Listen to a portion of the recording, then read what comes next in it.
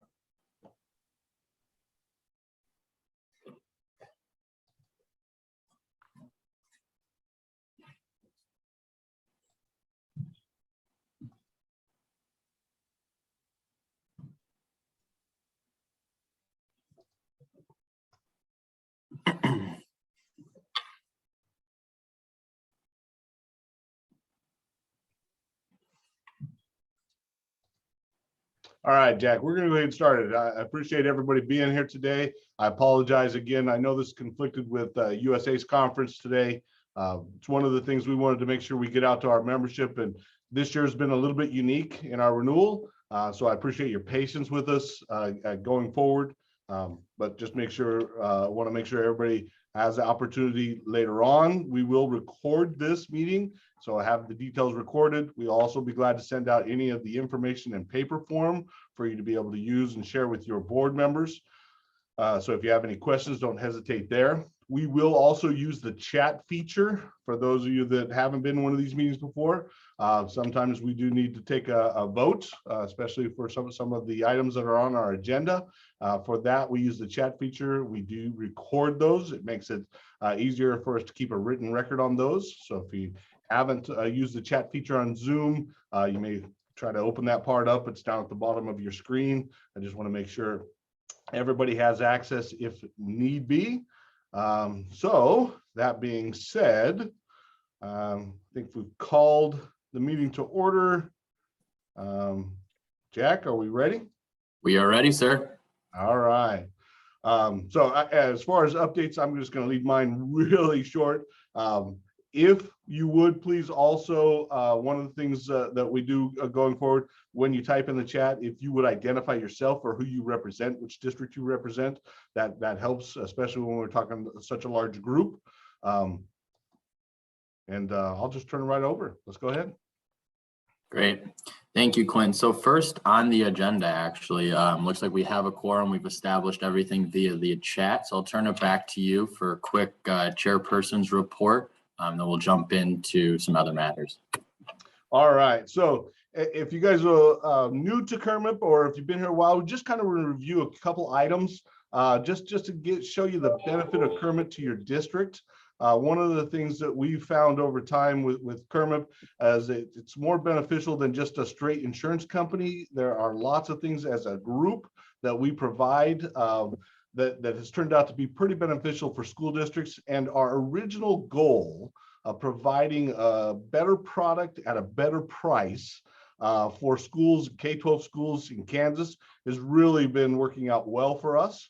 Some of the things that are important for us to share with you are right here on the screen. So as you go to present information to your boards, especially about renewals, information like that, having some of the other benefits of what KERMP provides to school districts and be able to share that with your board could be very beneficial.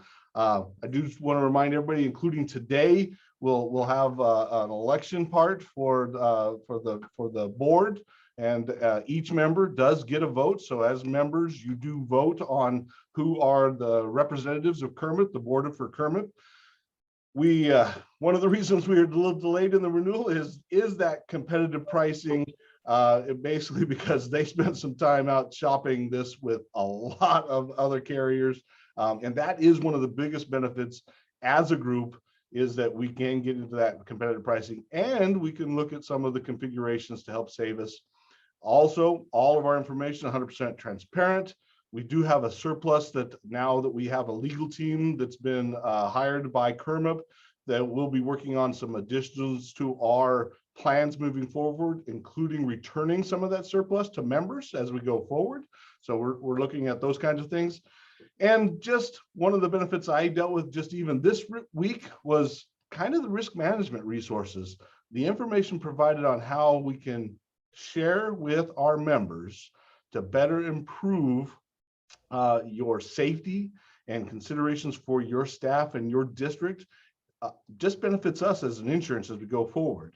I'll also remind that we have several meetings going forward. So as a member, we're going to have some biannual meetings. We'll have a meeting in January, this one here in May, which actually turned out to be June, but that's okay. We tried to do it earlier.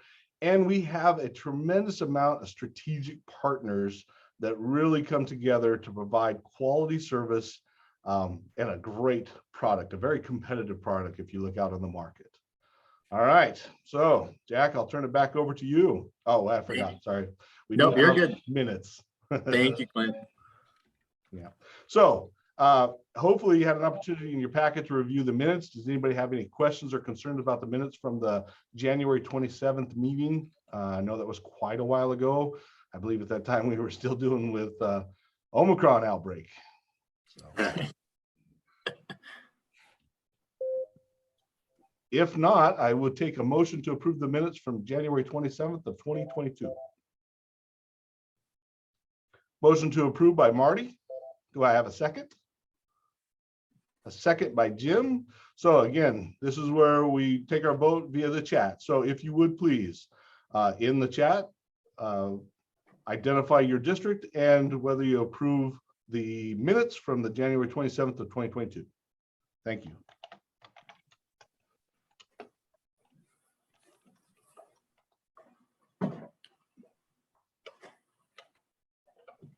Excellent. All right, so we're ready to turn it over to the financial report.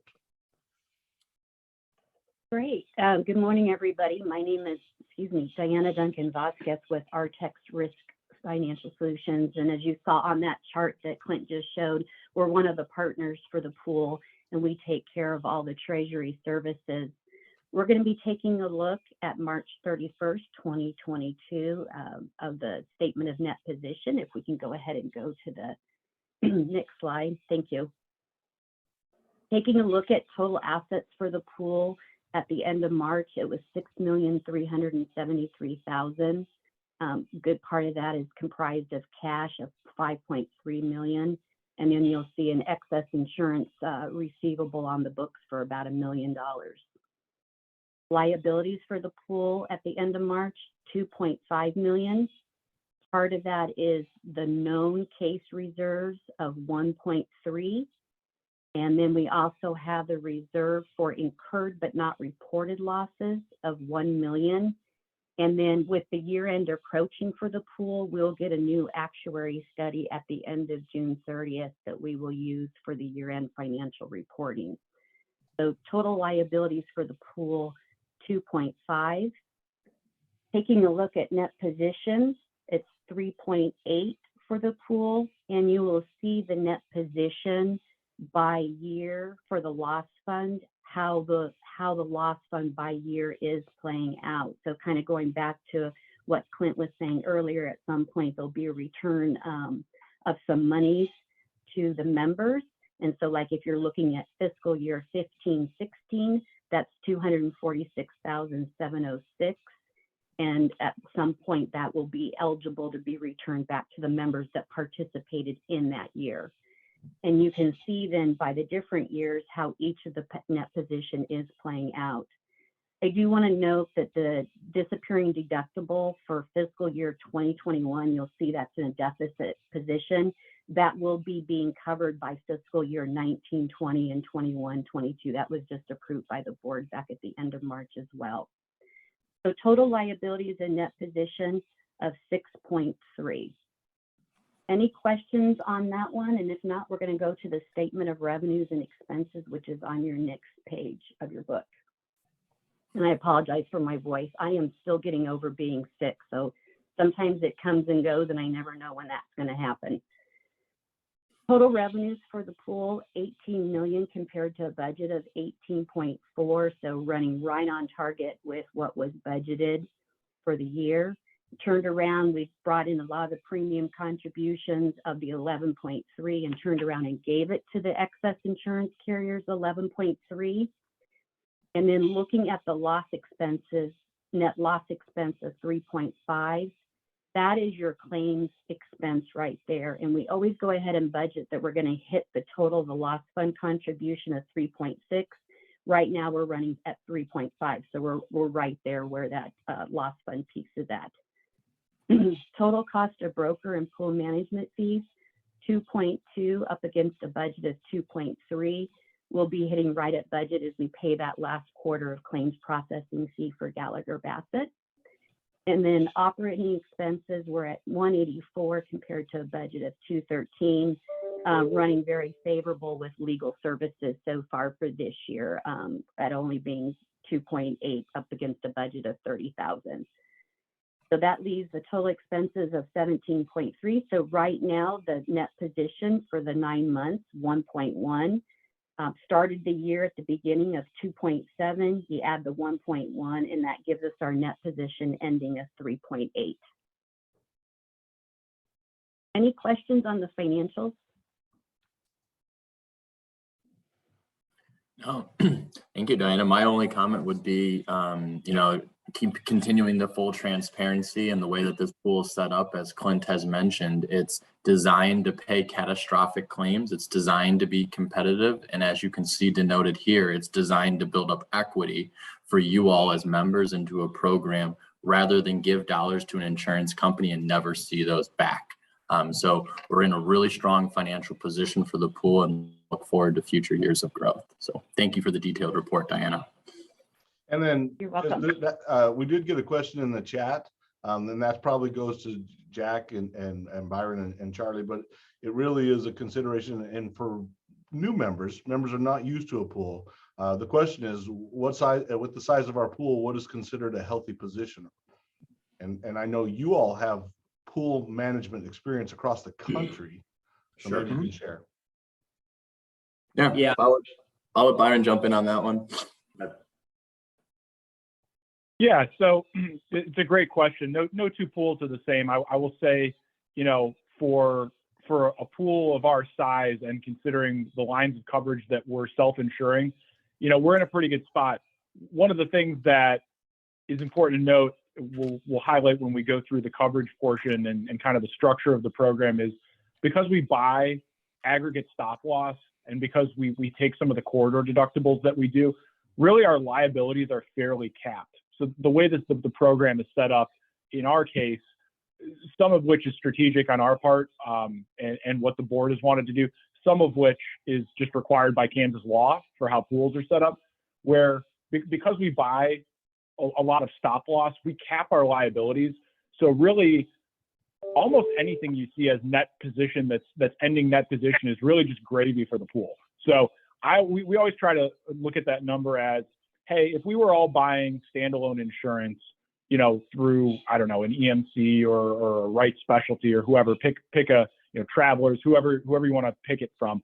If we were all doing that together and we were paying the same premium as we're paying in KERMP, that's the amount of money we've saved on the back end just by doing the functions of self-insurance. And so when we look at that, we say, hey, we've paid a lot of claims. I mean, if you look at our claims expenses, most of the dollars we collect go out to paying member claims. That's why we're here. But on the back end, we've managed to pay member claim liabilities, and we've saved about $4 million. So to me, that's the health of the pool. If we weren't buying some of the aggregate protections that we buy as a group, you'd probably want a much bigger net position in order to operate the pool, because you would have to worry about, well, what if we have a really bad year? What happens to that $4 million? Really, because of the way we've structured ourselves and built the reinsurance and the layers of coverage around the pool, that net position is fairly safe. The only thing that's really going to erode it is losses in the current term, changes on an old claim file where, hey, we thought this file was going to be worth $100,000, and something goes to court and goes completely haywire and it ends up being bigger than that. Or if we have something that we don't know about that hasn't been reported yet. That's really it. So when I look at the net position for a pool like KERMP, if I say, hey, we're in a pretty good spot because of how we're set up. So it's always hard to compare, pools between one and the other. If you compared us to a health pool or to a workers' comp pool, for example, the numbers for a group our size, we would expect our position to be much higher, because in those types of pools, the losses are more predictable and you take a lot more self-insurance than a property and casualty pool is able to take, even for one our size. Losses in Kansas, as we'll get into, are mostly property driven. They're mostly weather driven. We can't predict the weather. Everything looks fine. You could be having a great year. I think it was 2 years ago, we looked like we were going to keep almost all of our money. And then, a week before the renewal, we had a district lose a gym floor. We had a flood. We had a couple of roofs get torn off by some crazy weather, and the whole outlook changed. But I think the nice thing about being in a pool like KERMP is that you get charged a bill on day one. You get a deductible that's known. There's no wonky percentage deductibles where we don't really know what our worst possible day could be if we lose a roof. That being the big exposure in Kansas. But you get a bill on day one, you get a deductible on day one, it's fully funded, and we might make some money after the fact. And that's really the main benefit, is the stability, the control, and that ability to realize some profit that would normally go to carriers. So every year, and you'll see it as we go through, sorry for the long answer, Shane, it's a great question. I just want to answer it for the group. You'll see when we kind of play with the Lego blocks and change the structure around, our goal is always to set our retentions and the amount of risk that the pool takes at a healthy level, where we feel comfortable to try to maximize that net position for the members every year without sacrificing the stability of the group. So it's always a delicate balance. So sorry, it's a roundabout answer, but it's a really good question, and I just wanted to give a complete answer. Byron, I really appreciate that. And I hope I want to make sure it's clear for the membership. This is really one of the biggest benefits of being part of a pool, is that we do set our structure. And when you see the renewal later on, I think you'll see how that manifestation, how it's changed over time, puts us in a good position to ensure that, like, for example, a single loss. And I know we have a question on the Andover tornado, and I can promise you when we talk about the renewal going forward, they're gonna tell you exactly what that impact had on our renewal this year, but why that impact wouldn't completely deplete our net position. It is the way it's structured. It is the way it's designed, so that a single catastrophic event doesn't wipe out the pool. That's not the point. We are an insurance basically provider. We want to pay those claims, but we have it structured so we also protect our members. So I thank you for that. And so Doug, we'll get to that directly here in the renewal. Yep, we've got a couple slides on the Andover tornado that are a couple of them are really just interesting more than anything else. But we'll talk about which pieces of the program that had the most impact on. Overall, I think we and the district made out pretty well. Things are progressing well. We'll talk more about that in our portion.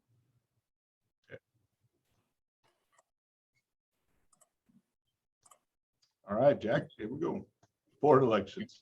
I did allude to this earlier. So because I'm part of that, I'll let you guys talk about it. Great. Thank you, Clint.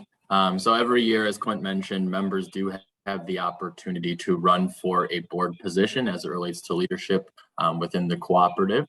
As you can see denoted on the screen here, our current board members, the ones that are bolded, Clint, Gary, and Bill, are up for re-election. Both Clint and Gary have provided their applications for re-election, and there's no competition. So at this point,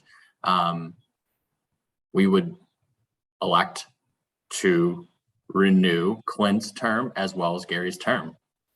So really no. Yeah, we are going to ask for a member vote on this one. So this is again where we would like you to use the chat to, Jim, thank you. And Lisa, thank you. You guys jumped way ahead of me. We have a motion to approve and a second.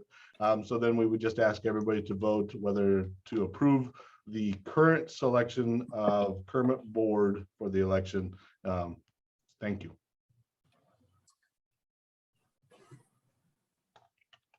Great.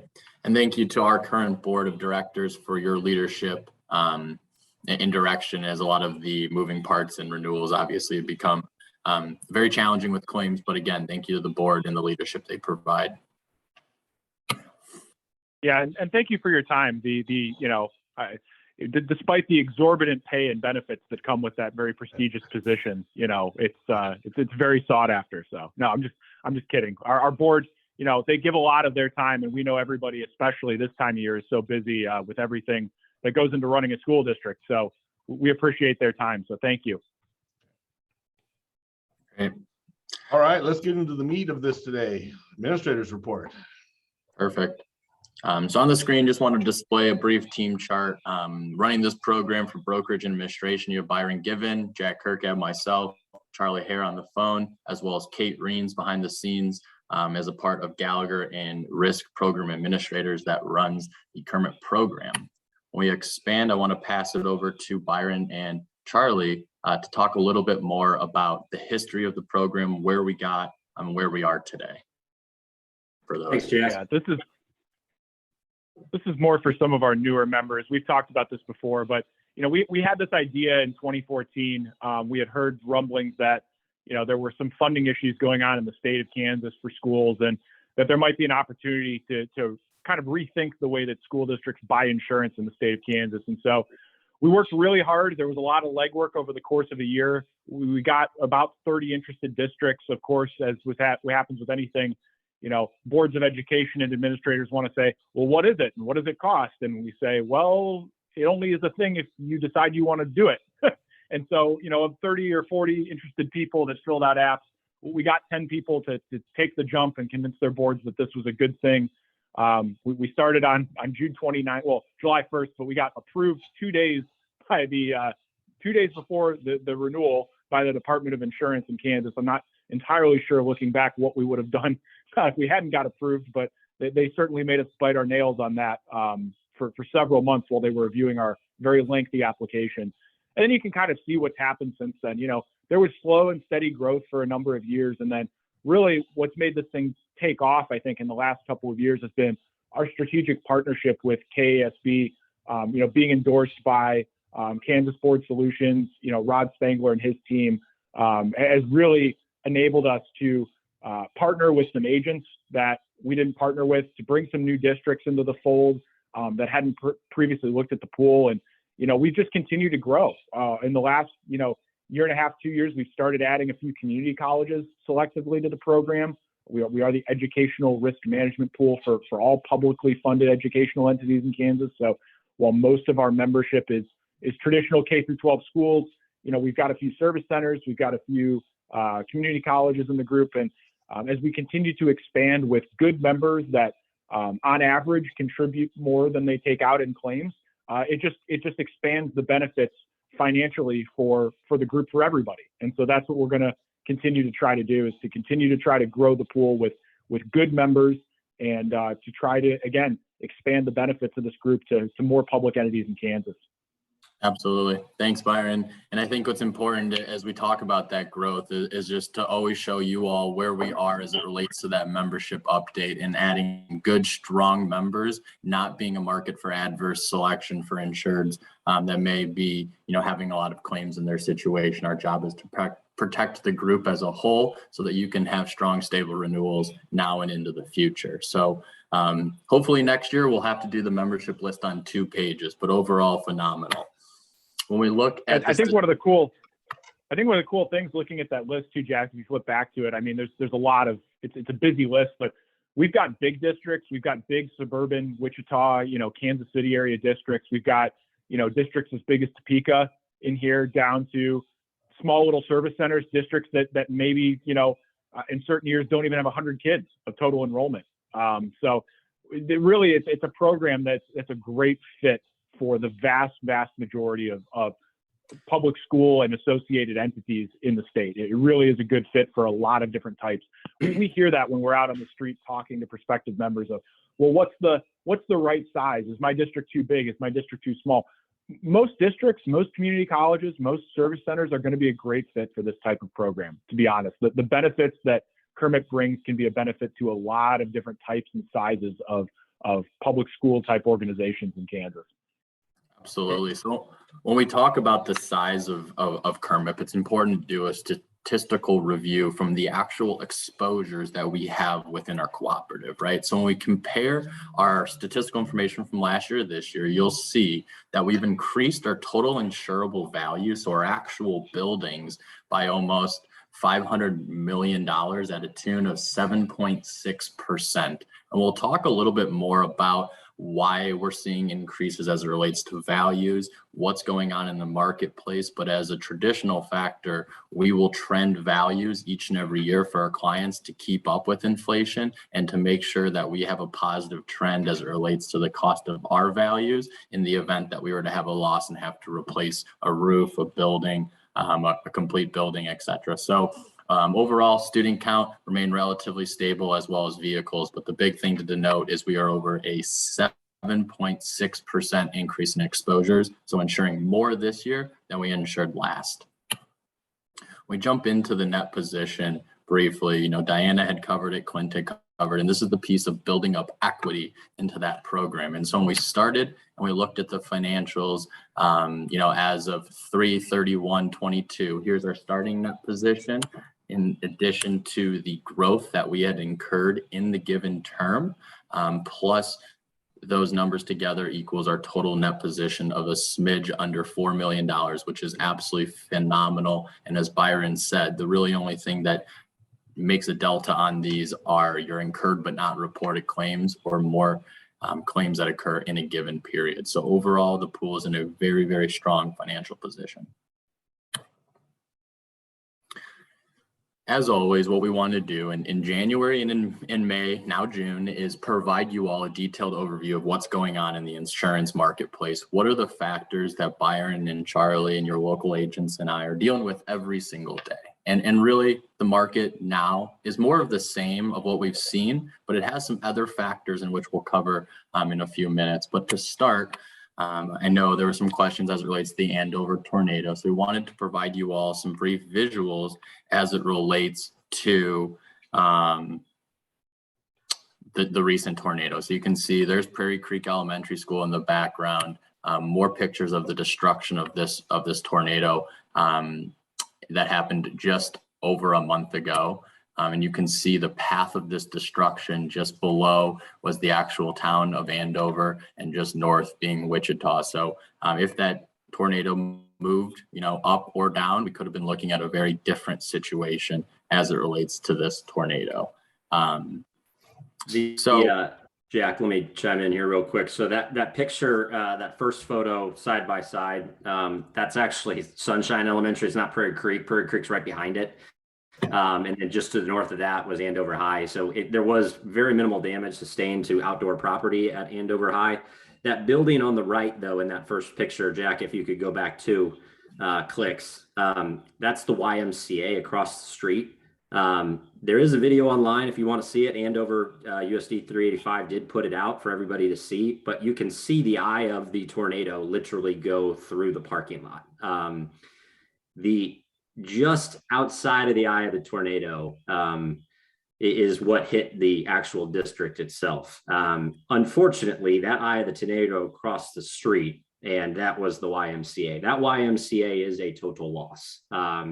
So we were talking about matters of a block and how lucky we got. And on the screen in front of you, Jack is actually pulling up the visual of the CCTV cameras and just the destruction that this thing had. And it'll be pretty cool for you all to kind of see, just what actually transpired there, because it'll create a great picture of what we get into talking about here in a moment of, okay, what was our team faced with a day before this tornado happened, and then for the 3-4 weeks following that tornado.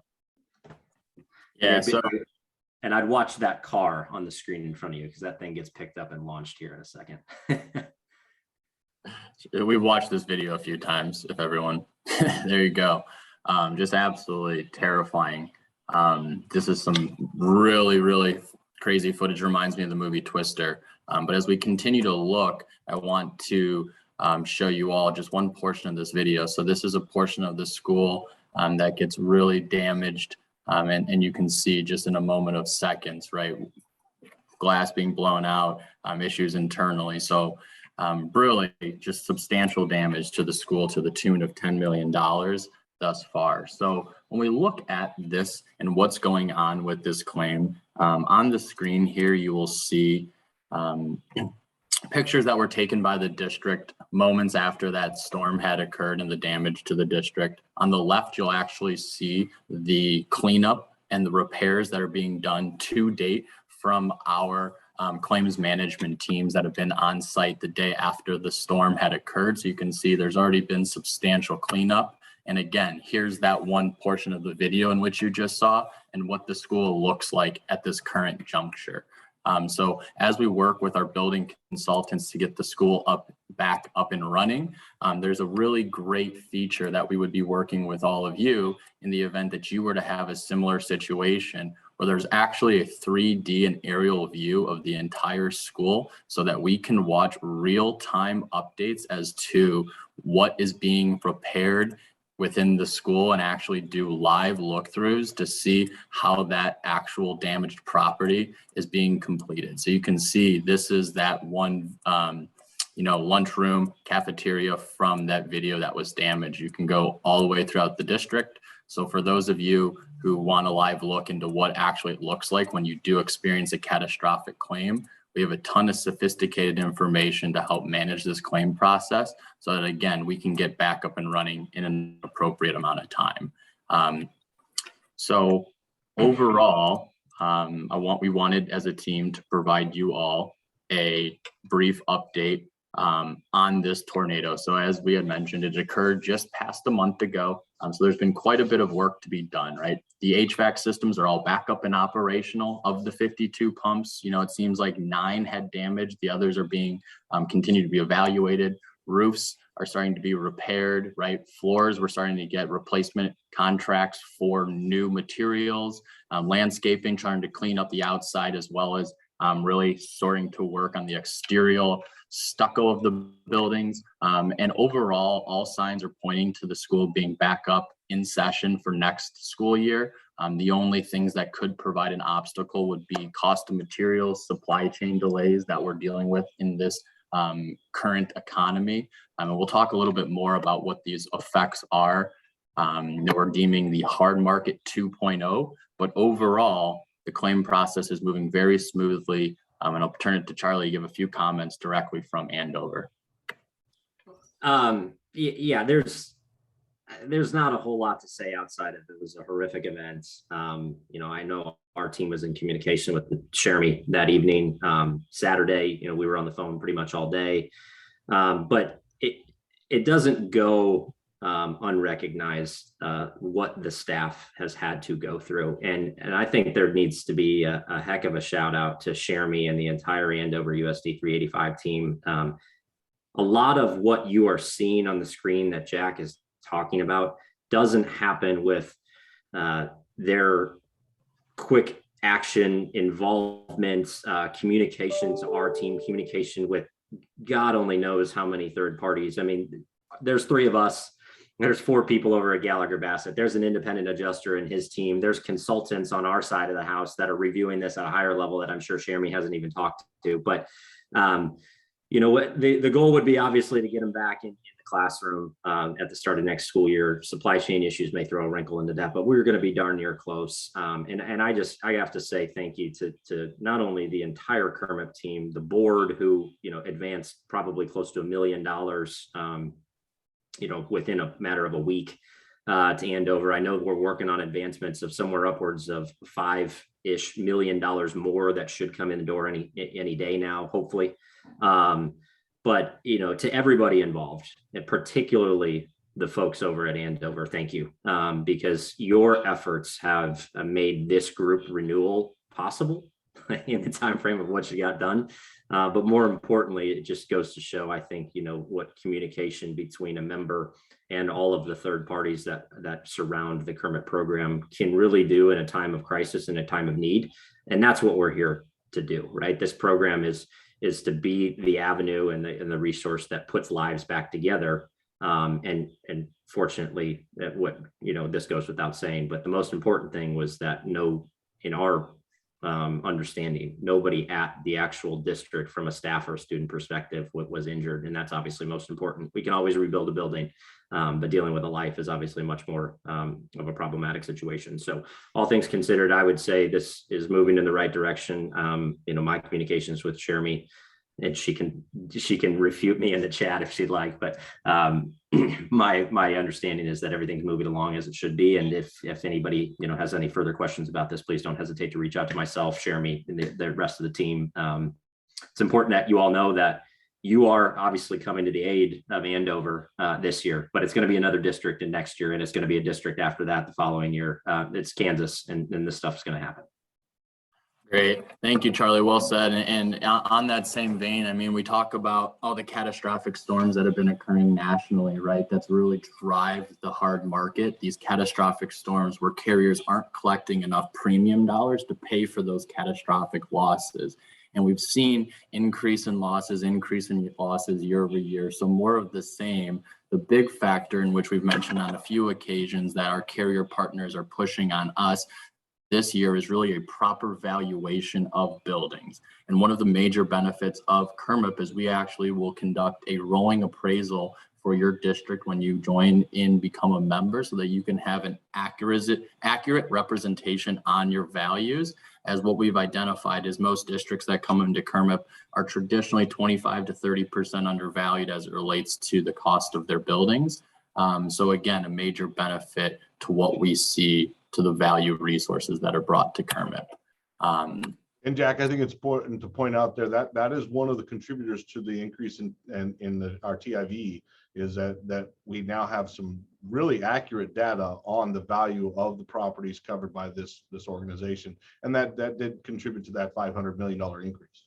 Absolutely, Quinn. As you can denote, carriers start at 20% push on valuations, but because we have the data, because we were proactive and did those appraisals, right? Because we knew where the market was going, it allowed us to be able to push back to those carrier partners and get a lot less of a valuation increase than you would see in the standard first dollar marketplace. So we've seen first dollar clients get 15 to 20% valuation increase, where we're much less at a 7.6% when you contribute our trends.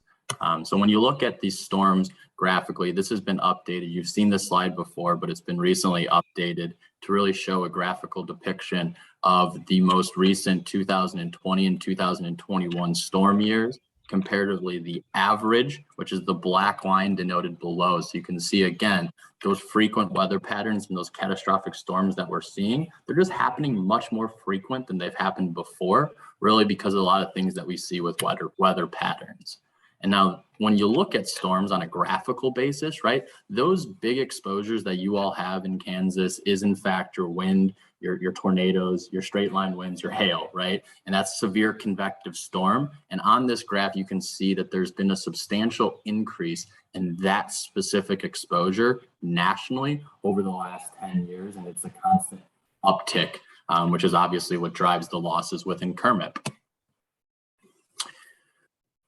As we continue to move past property, we still are living in a world where we see violent events happen on a very frequent basis. There's one up in Michigan outside of Detroit, just over the holidays. Another one here down in Texas just last week that was leaving 21 individuals killed from an active gunman. And as a reminder for the KERMP pool, one of the things that we always look to is to have expansive broad coverage that brings the coverage in which you need in a very catastrophic event like this. So KERMP does provide each member crisis protection coverage that provides 22 different coverage triggers for violent events that occur within a school district. And it will provide you counseling coverage or counseling services for students affected by such event, as well as funeral funeral costs. So again, as a reminder to the KERMP membership,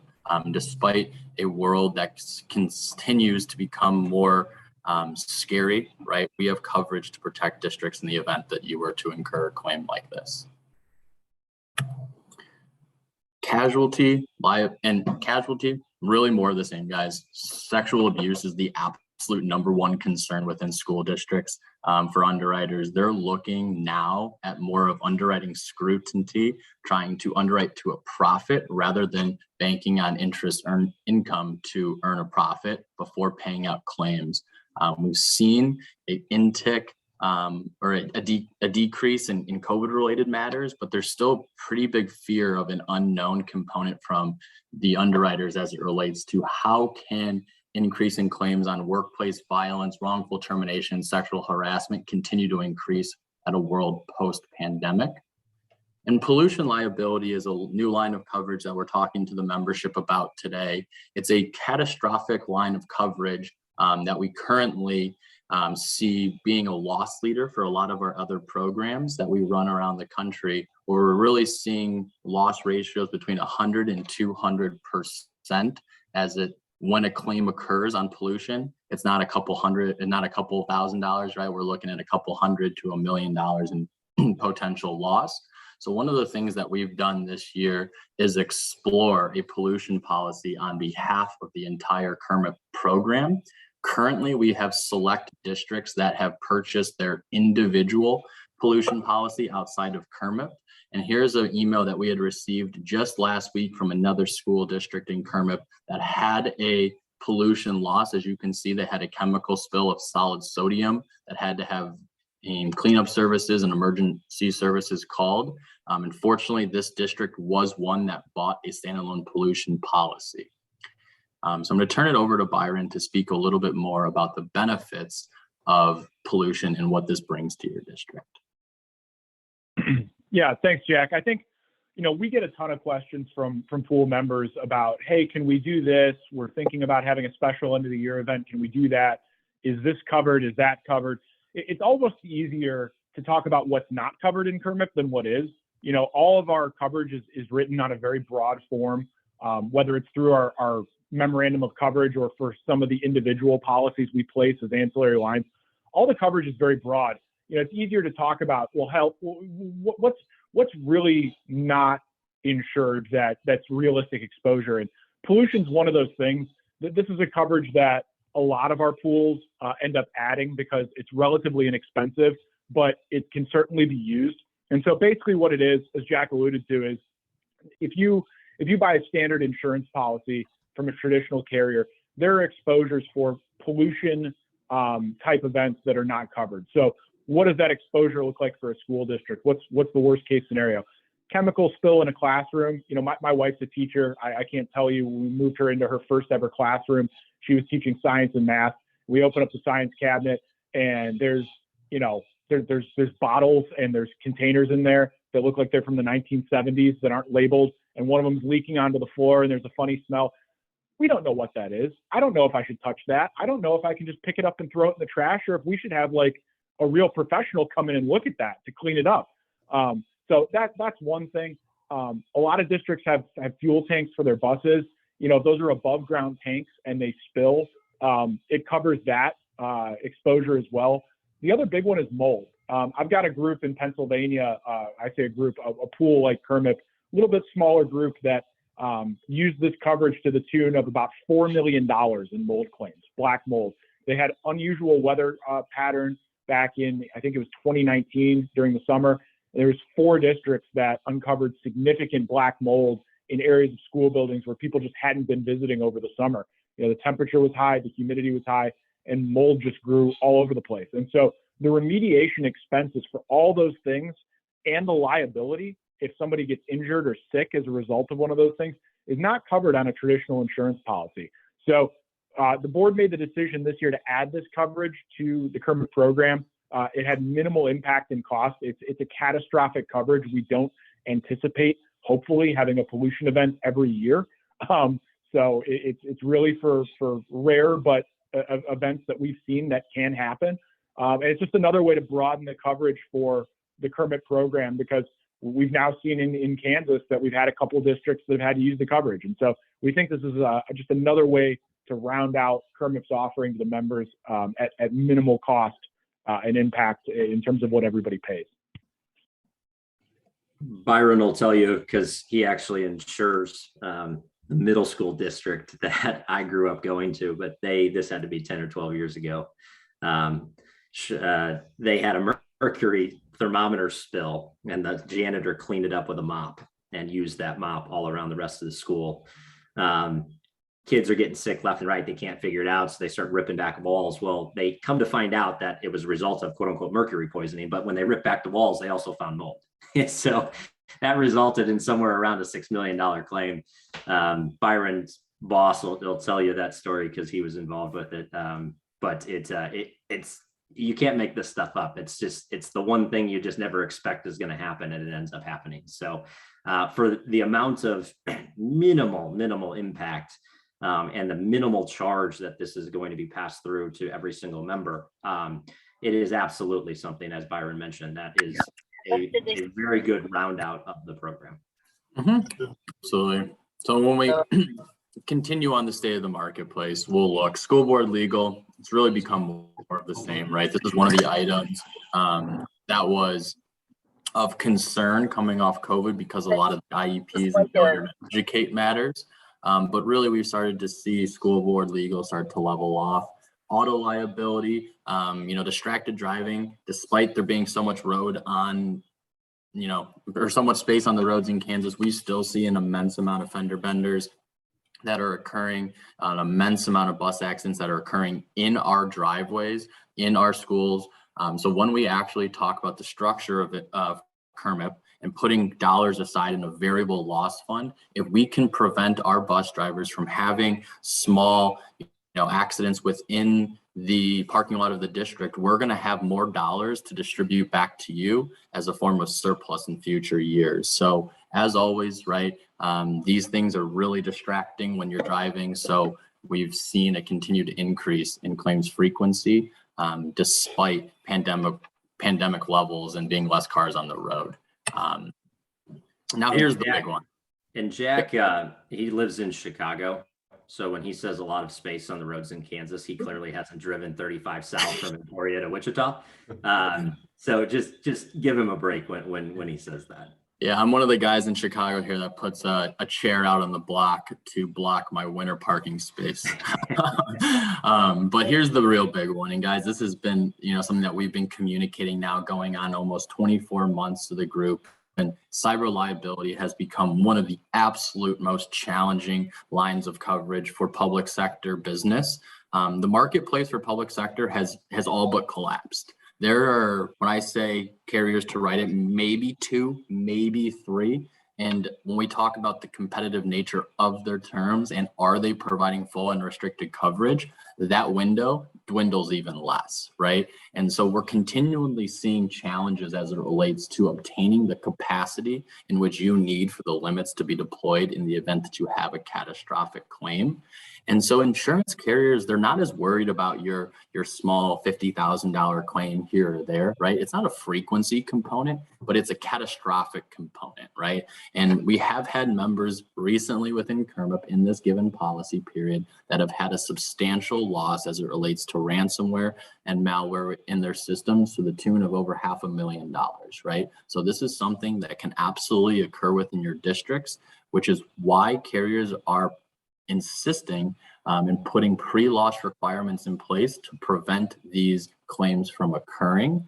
And as I was mentioning to Clint just at the beginning of this meeting, our team will be attending PRIMA, which is a large public entity risk management conference here next week in June. And one of the biggest topics of discussion is looking to our team to say, hey, there are a lot of pools around the country that don't have cyber coverage. How did you guys do this? How did you get cyber coverage for all your members on an unrestricted basis? So the fact that you all have the opportunity to obtain unrestricted cyber coverage for another year in this marketplace is an absolute win for our team as well as the individual districts.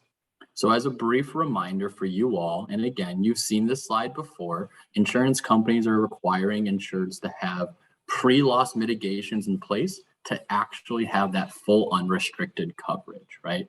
We hear a lot in the marketplace, someone will raise their hand and say, hey, I have cyber coverage, it's through my package carrier.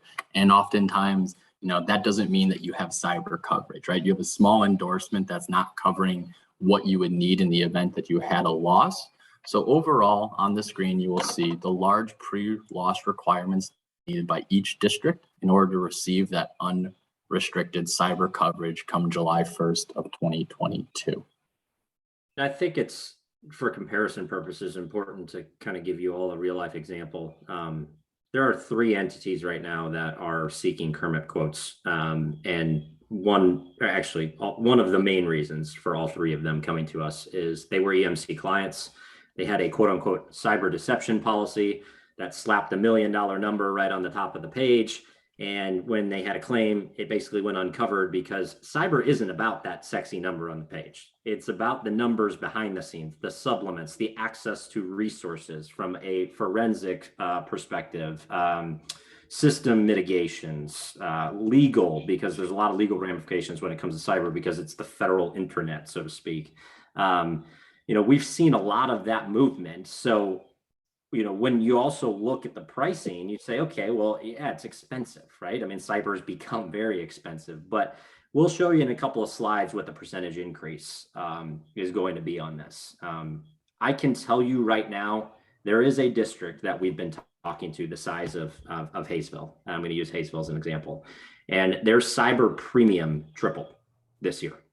I want you all to think when you see what that number is going to be on the pricing pages, well under tripling, just what a true benefit this is. And we're not going to shy away from the fact that anytime we're talking to a group, a pool, and we're saying, hey, the price went up, that's not a good renewal, right? You have to spend more money. But at the end of the day, what we say is, for all things given in the current situation, we feel like we did a better job than the rest of the insurance marketplace. And that's what you'll start to see as the clear theme throughout this presentation as we continue to go forward. There was a real quick, Shane had asked a question about the EDR. So basically what EDR is, and I'm not sure if this is Clint can honestly probably give a better explanation than I can. I know he's a tech wizard in his spare time, but basically what endpoint detection is it's artificial intelligence driven antivirus and anti-threat software. Basically, think of it as a really, really souped up enterprise level antivirus, anti-malware type system. There's a number of vendors that provide this service because it's really almost a service and a software built into one, but there's a number of them. Windows has theirs through Defender. I know Cisco AMP is big. I know CrowdStrike is really big, and there's a ton out there. The carrier really doesn't care, just like with the MFA, how you implement EDR, but for our larger districts, it is a requirement. And Shane had just put out there, it is expensive. However, if you have, depending on the way you're set up, my understanding is that sometimes student devices like Chromebooks and things like that cannot necessarily be added under the EDR umbrella. If that is the case with the way you're set up and you're hearing that from your tech people, and you're either one of the districts that's large enough where this is going to be a requirement for this year, or if you're just thinking of doing it as a best practice, because let's be honest, the way this is going, it's probably going to be a requirement for a lot more people next year anyway. It's just the way the world's going, is that if you can't cover those devices, that the idea is that they're segmented onto some kind of guest network, student network, where they get internet access, but they're cut off from the rest of the district systems. So that if they're not being protected by EDR, that anybody that got access, if we had a threat actor, a bad guy, steal a student Chromebook or something, that they're not a threat to your security. They can't go and take that kid's Chromebook that they left on the bus. They can't log in with their credentials and start stealing data or get into your systems. Sorry, that's the best, like, non-techie, probably oversimplistic explanation of what EDR is. But yeah, if you're looking at implementing that, we've received feedback from CFC's underwriters that says, hey, look, if you're having trouble implementing that on student devices, or if the cost is just too cost prohibitive, what we do as a workaround is just make sure that those devices don't have any main network access where they could tunnel in and get into other parts of your district systems.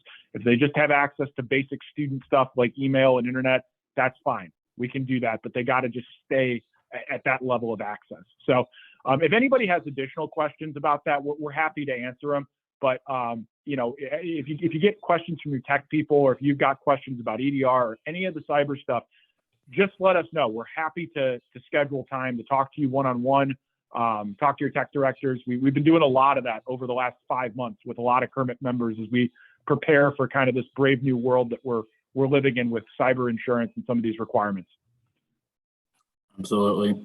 And so to piggyback off that, what we always want to do, and as Quinn had mentioned, we have a slew of resources to help our members. And this is something that we've shared with you all via email, as well as the full membership meeting back in January. But our carrier partner, CFC, does have an offering to provide discounted phishing training and testing for our members, which, as you saw on the previous screen, was in fact a requirement for the renewal. So this can be done through our cybersecurity partner, CFC.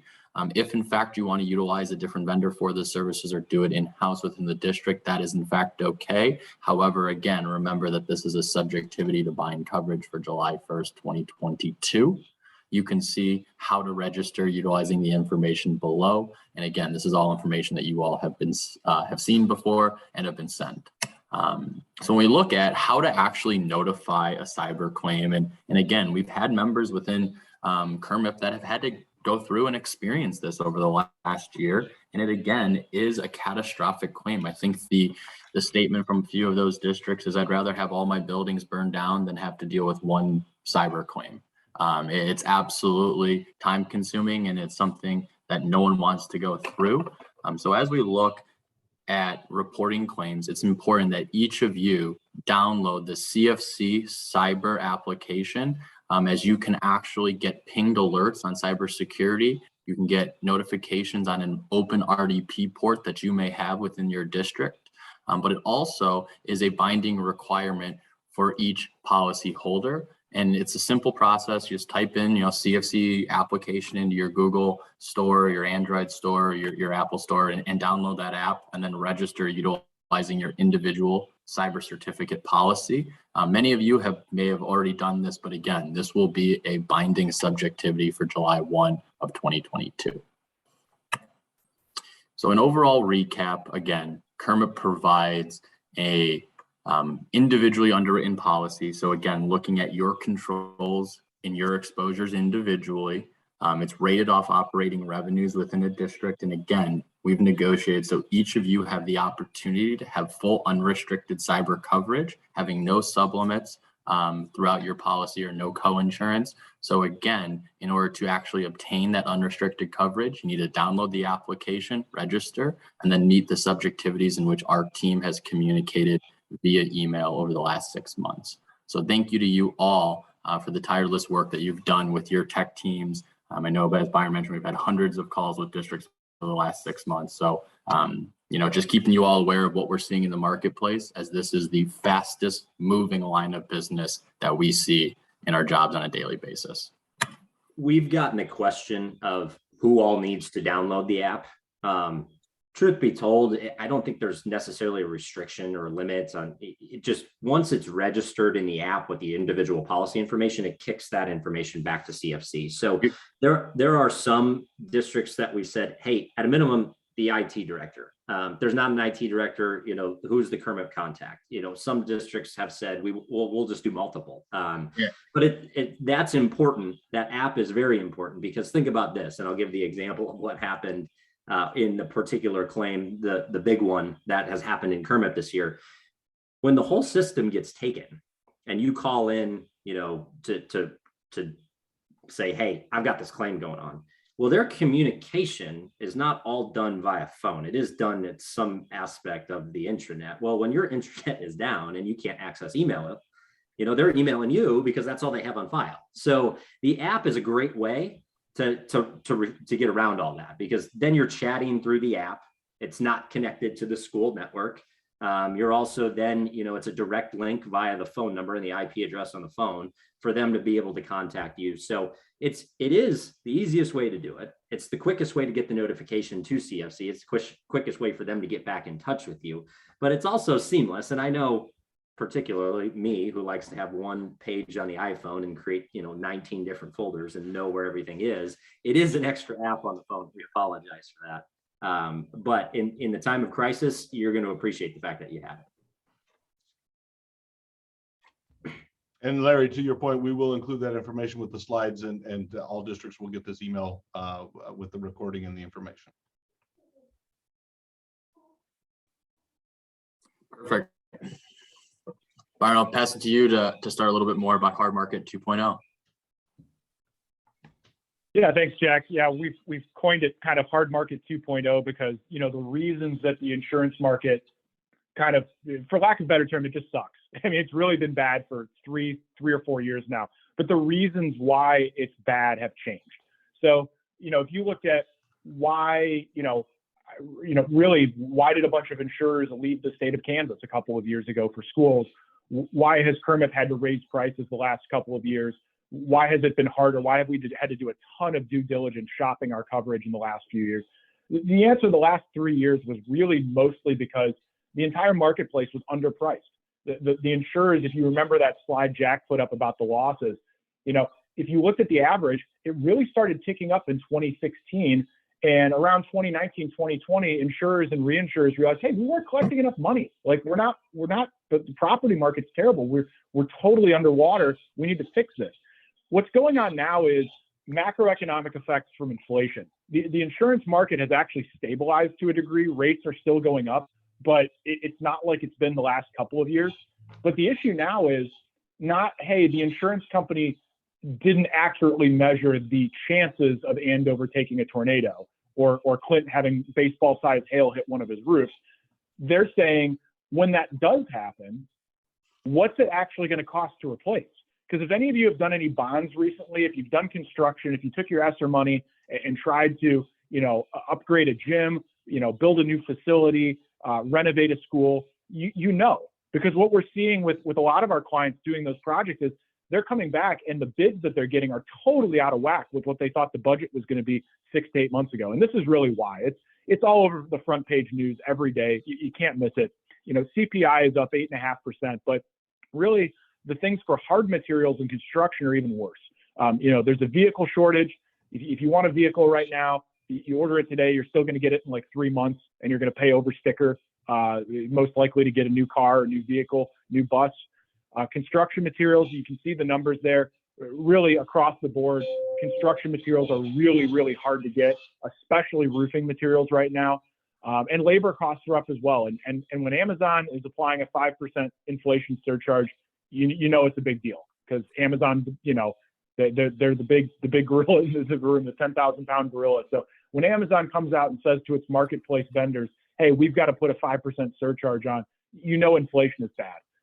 This is just a snapshot of construction trends from our friends at CBiz that help do a lot of appraisals for some of our pools. You can just see that the 2022 numbers are off the charts. We think, at some point this is going to ease and it's going to go back to normal. But the problem is that insurers have to price the insurance in the spring for us to renew in July to then go throughout the year. And as much as we'd like to tell them, hey, we think this is transitory and by Christmas, we think inflation is going to be going the other way and the supply chain will have caught up, they have the ultimate retort, which is, what if it goes the other way? I can't go back to your customers and charge more premium, so we've got to meet in the middle somewhere. So the impact on the insurance marketplace, property and auto are the most directly affected, but it's affecting every line of coverage. Underwriters are demanding trending of values. We just did appraisals for a ton of our members, and the insurance companies are coming back to us and saying, hey, Clint, we know you just took your high school from 40 million to 50 million because you did your appraisal. Now it's really worth 57 because that's what it's worth. And that's what it's going to really cost to rebuild it, even though it was only going to cost 50 million to rebuild it if it was totally knocked over by a tornado just a year ago. Actuaries are trending old losses with new market inflation factors. So they're taking a look at KERMP's old claims and they're saying, hey, you had this liability claim for an IEP for a student, and it settled for 75 grand. We're treating that like it cost $120. because, with legal firms raising their rates and the overall cost of inflation, we think that's now worth more. And I'm just picking random numbers, but you get the idea. The result is overall increase in premiums. So this hard market 2.0 is really having more of an impact on costs from a macroeconomic effect than just insurance companies raising rates because they didn't measure the risk properly. That's what was happening the last couple of years. What's happening this year is the same reason. I know in Kansas you guys enjoy, I don't know, maybe you guys don't feel this way because you're used to it, but your gas prices are really good compared to like where we are here in Chicago. I filled up today. It was almost $6 a gallon. A couple of years ago, it was $3. It was half that. Every item that gets transported by a train, by a vehicle, by a truck, that impacts everything. So we can't get away from some of this. Again, we think it's somewhat transitory. We're hopeful that it is. But when the insurance companies come to us and they say, you need to do this, otherwise we're not going to quote your insurance, we really don't have a choice. Even being as big and robust and a group as we are with great data that we've invested in, we still have to pay the piper on inflation, unfortunately. Yeah, so we've been getting a lot of questions, and particularly, when you see this slide, you think to yourself, I haven't had an appraisal for 2 years. We've trended the value this year 7%. But what you're telling me on this slide is that the cost of construction over the last 2 years is up 6% and 16%. That's 22% if you're just doing math, right? Well, that's not 7. So what happens if Andover tornado hits my school building? To make you all aware of what happens behind the scenes on an insurance policy, we have what's called a margin clause on our policy. It's 125%, which means if you have a building that goes down and it's under quote unquote valued, even with this trending factor, we'll give you an extra 25% on top of that number. And that is there for things like this, when inflation goes through the roof during the middle of a policy period and we can't adjust it because we don't know. So just know, because I know that everybody is going through construction, everybody's doing things as it relates to, how do we budget? Just know that there is a quote unquote budget buffer in place on a property policy in KERMP to help you with these types of situations. And that is why the value is only trended up 7%, because the last thing we want is to trend them up 7%. And then all of a sudden it comes back down. Well, the insurance companies aren't going to like when we go to them next year and say, hey, by the way, we got to take it back 4%. So that's kind of the game we're playing on our side of the house at this moment in time. But you all are protected at a macro level from that. Great. Thank you, Charlie. On the screen here, you will see next on the agenda item is a review of the KERMP program losses. And so what we've done is develop a chart to provide you all a graphic or an illustration of the property casualty losses as of 3/31/22. So obviously we've had quite a bit of loss over the last month, but obviously working on developing those loss figures and truing up loss runs. So on this screen, you will see the loss fund collected by year with the aggregate losses within our retention. So when you really make and do a simple math equation, right, it's the loss fund collected minus the claims that we had within our retention to give us to the potential surplus or equity or net position that we've built up in a cooperative, right? You'll see just here in our current term, we've collected a $3.6 million loss fund with aggregate losses to the tune of $1.7 million. And again, keep in mind that due to the storm date of 4/29 at Andover, this activity does not take into consideration that storm. However, based off the structure of our pool, this number would be increased by one self-insured retention of our property of $350,000. So really roughly we'd be looking at a tune of $1.6 million left in the given term for potential surplus to be passed back to members once all of these open claims close out. So overall, the program is running very, very well. The only year you can see that we were close to or breaching our aggregate stop loss protection was in fact 16-17 when we were a smaller group, and then 18-19. Whereas now that we're larger, we're having much larger increases in our net position. So overall, the program is again building up equity, paying catastrophic claims, and providing the broad coverage that members need.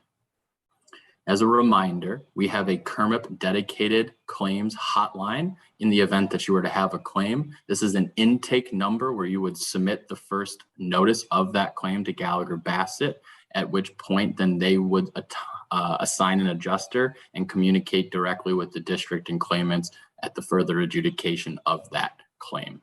If you have any issues, if you have any questions, please reach out to our team and we will be involved. And I put this in the chat a little bit ago. Our property team that KERMP outsources the claims to is Gallagher Bassett. It's a sister company of the company that Byron, Jack, and I work for. And we'd be remiss to tell you that things have gone perfect this year. On the property side, they seem to have gone very, very well. On the liability and auto side, there's been some struggles. And I think it's important for us to say, we have identified those. We want all of those who dealt with the issues between kind of the end of January and the early part of April to understand that that was a big topic on our team's end to get those rectified.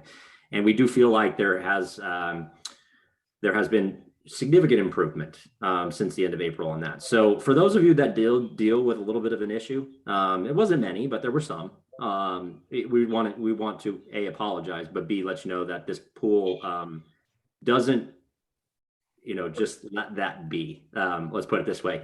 Byron, I don't know how he got it done, but he did. He got Gallagher Bassett's A team on this account, and I very much am under the impression that we're not going to have many issues on a going forward basis. So all things considered, I would say from a claims handling perspective, there was a brief hiccup over a 6-year period of about 3 months. It's been rectified, and things are going to be moving swimmingly on a going forward basis. Yeah. So moving into the actual renewal, so kind of the meat and potatoes, we've kind of set the table with all the discussions about the marketplace and what's going on. Really getting into what we did, our due diligence on behalf of the group. This is our marketing summary. It's been the most robust marketing summary we've ever done, and we've had some big ones in the last couple of years. This one takes the cake. So we talked to 122 different insurance companies. We got 44 declinations. We got many, many, many more quotes, mostly on property, but we'll go through that here in a second. Really, we put this in, it's just kind of a funny graphic, but trying to turn over every stone. One of our biggest jobs as broker administrator is the placement of the reinsurance for this program. We have to buy a lot of reinsurance, again, because we're protecting against a risk that's hard to measure, which is Kansas weather. And it's expensive to insure and reinsure against that. And so we did a lot of marketing in conjunction with a wholesale broker that we do a lot with, RPS, as well as our own wholly owned subsidiary in London called Alesco. This is our marketing summary overview. These are all the quotes we got. This is all property. So one of the things that we set out to do this year was to kind of restructure the property for the program. And we really did turn over every stone. A lot of these insurance companies you probably never heard of. You wouldn't. They're not exactly running ads during the Super Bowl. That's not their deal. They're commercial insurers that are very, very specialized in doing layered and shared property structures. So you'll see things on there: Kima Capital, Sampo, Westchester. You probably never heard of a lot of these companies. They're all A-rated, reputable insurers that are good partners for putting together layered property programs. Here's the rest of our marketing summary overview. These are for some of our other lines of coverage. So, package pollution, new line of coverage, CFC for cyber liability. We probably would have shopped that, but there's really no one else to go to. So CFC is going to be our cyber liability partner again. Student accident, we got a variety of quotes. We're going to talk about that. That's going to be an optional coverage offering for this year for KERMP members that we want to expound upon because we think we've got a great thing there. And then we also added some new coverages for the pool, including D&O and E&O to protect our board of directors for the decisions that they make on behalf of all of you, as well as a crime policy, just to ensure that, Clint or some of the board members don't try to abscond with our $4 million+ and go to Bermuda or something. So we've become a much more sophisticated group, and those coverages are small in price, but they're important. And really, when pools get to this size and this maturation where we're underwriting a big chunk of the districts in the state, they're an appropriate thing to put in at this phase in our maturation. This is our expiring structure. I'm going to go through the basics. We've showed this before, and then I'll let Charlie get into what we did on the property because he was really the captain on that. This was our expiring structure. So last year, each tower on the left there basically moves vertically. School district takes a deductible in those tan boxes. The green boxes represent KERMP's maximum responsibility.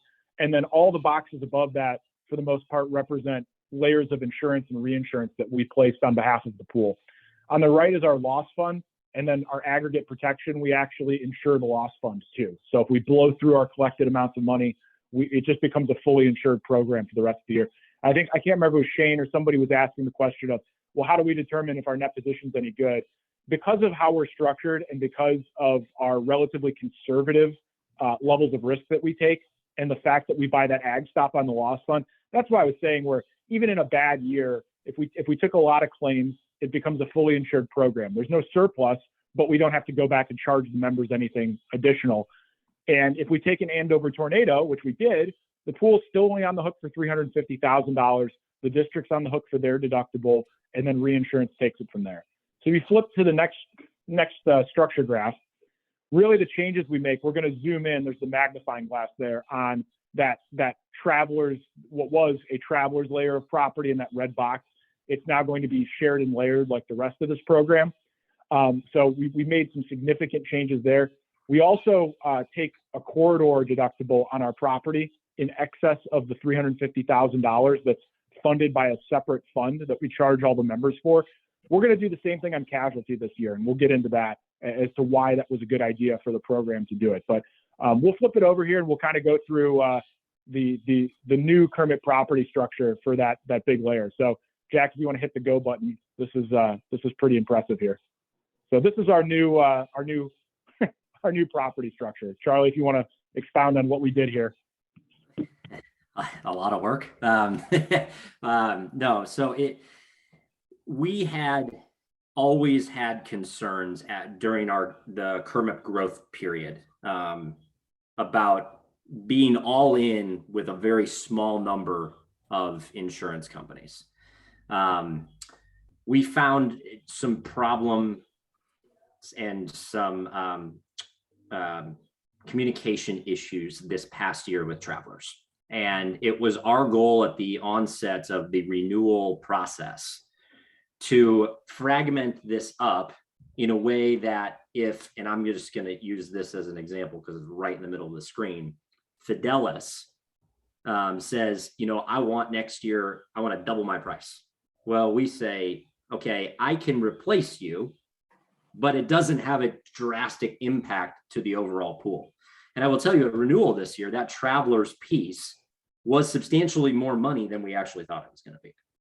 And it forced us to kind of go to London, to Bermuda, to domestic markets through a wholesale broker, to domestic markets that we can get to on our own, and even to our folks on the reinsurance team to get some of these companies to say, I'll put my name on it, but you got to get all the reinsurance for me behind the scenes. And it was a big effort to get this done, but this makes the growth and the stability of KERMP solid for many, many years to come, because it's very easy to replace one of these pieces. It's very difficult to replace a large chunk. And when I say large chunk, I'm saying divide this up by 4. That's kind of what we were looking at in the past. So all around, our wholesale broker partners in London, in Atlanta, our team kind of quarterbacking this, Byron and Jack go into the Everest piece in the bottom right-hand corner. It was really a group effort. It created savings over what could have been. But to just highlight really quick why we're having this meeting today and not 2 or 3 weeks ago, it was because when the tornado happened, we needed to go back and renegotiate pricing with every single box on the screen that you're looking at. So there's 37 on there, but all of these Lloyd's of London boxes that you see, the parentheses, there's a number, there's 6, there's 7, what we call syndicates that make up that capacity that is backed financially by Lloyd's of London. So there's actually 55 insurance companies that back the property program for KERMP. But what it allows us to do is grow how you want to grow. We always say bigger is better. Or I'm sorry, better is better. Bigger is not better. But with being bigger comes clout. So it's important to grow responsibly. And this allows KERMP to do that. This allows KERMP to have stability and renewals for many, many years to come. So we're very excited that that is what the program now looks like and will look like for the future. And I think it's important for members to understand that excess property diversification is what we've done, allows us going forward that if any one individual carrier within that 55 group has a outside influence on, well, the renewal is going to be this much more and we can't negotiate, it's easier to replace those individual blocks. And it also is beneficial to those companies as they share that excess liability amongst all of those carriers. So it's kind of a win-win. It's one of the ways we keep our premiums very competitive. And it's really, that's a great point, Clint. It's really the way, when we used to buy that bucket of limit from Travelers, they just don't show us the reinsurance they buy in the background. Just the same way on your personal auto, your personal homeowner's insurance, every piece of, even just as a consumer, the insurance you buy goes into a book of business that gets reinsured by other insurance companies that you're not a customer of. You just don't get to see it. So because we're such a big group and we've gotten more sophisticated as we've grown, we just said, well, hey, instead of Travelers, instead of just negotiating with them and having them go diversify our portfolio, why don't we just go do it ourselves? And the net effect was, depending on the option that we took, at least a couple $100,000 of savings and that stability. So it was worth the effort. Trust me, we didn't push the meeting and do all that additional work just to make pretty boxes. It really is worth the effort, we think, in both the immediate and the long run. So on the corridor deductible, just really quickly, we don't want to get kind of too insurance geeky here, but just so members understand how this works. This is how our corridor worked last year on the property. We've had this for a couple of years now. So basically, school district pays deductible, KERMP pays $350 each and every claim occurrence. And then we have a corridor deductible that varies as we grow. Now the amount of that corridor is an additional $300,000 of coverage that's put in a bucket. And once we exhaust that corridor, then it just becomes insured by Ambridge/Sprint. So Jack, if you keep clicking through here, you'll basically see how that happens. So first claim, probably second claim, the way we're set up now, maybe even part of a third claim, we're paying some of that corridor out of a fully funded separate fund that we've set aside. And then if we continue to have claims, that deductible goes away and it becomes insured by our market partner at Ambridge. So if you flip it, it's basically, it was such a great idea, we're doing it again. So on Casualty, we were able to negotiate the renewal to add a $500,000 corridor on top of our $100,000 each and every pool retention with Ambridge as well. The premium savings to do this was $500,000. So our underwriter, I looked at him like he had three eyeballs. I was like, wait a minute. So you're telling me that instead of giving you 1.7 million, we can give you 1.2 million and keep 500,000 that we might have to use to pay claims. And if we don't use it, we get to keep it. He's like, yeah. I'm like, okay, I think they'll go for that. They like that idea. So that was a pretty good trade. Usually when you take deductibles, we talk about changing deductibles for members or the pool's SIR or the corridor. It's always, is the juice worth the squeeze, right? Are you willing to take on more risk? If you're going to take a bigger deductible, what kind of savings are you going to realize? Well, hey, if it's dollar for dollar, that's a pretty darn good trade. We'll take that all day. So basically, it's the same thing. We have the $600,000 combined responsibility for the first claim occurrence. For second and subsequent claims, our exposure is minimized. And so going back to Shane's point again, sorry to keep calling out Shane, but it was such a good question. I've got to keep addressing it. This is how we protect ourselves. This is, hey, we'll take more risk one time. And if we have a sexual abuse claim or we have a bad auto accident or something, that's going to happen when we've got 100 members almost in this program now. It's going to happen. But if it doesn't happen, we keep the money. And if we have a really bad year where we would have had to eat 3 of those, for the next, 2 of them, we're only on the hook for $100,000. So we're limiting our exposure. And it was a good trade to save this money. Mm-hmm. So marketplace negotiations overall, in terms of what our members are getting, same limits and coverage, no change. We added the corridor deductibles, but all this stuff is behind the scenes stuff that, again, Clint talked about transparency. we show you how the sausage is made, whether you like it or don't like it. That's the way we believe that these programs should be run. So you understand what we're doing with your money when you pay a big insurance bill. Because insuring property and all this risk in Kansas as a school is not cheap, as we know. It's a big portion of your budget. Tiered property deductibles by TIV. We've standardized the way we're doing the deductibles on property this year based on district size.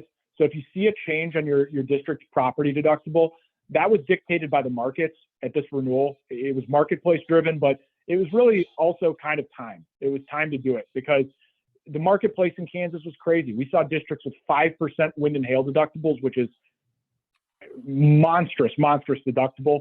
And then we saw districts with small deductibles, and it was kind of all over the place. So we've standardized the deductible offering. We think that's going to provide stability to the program now and in the long run.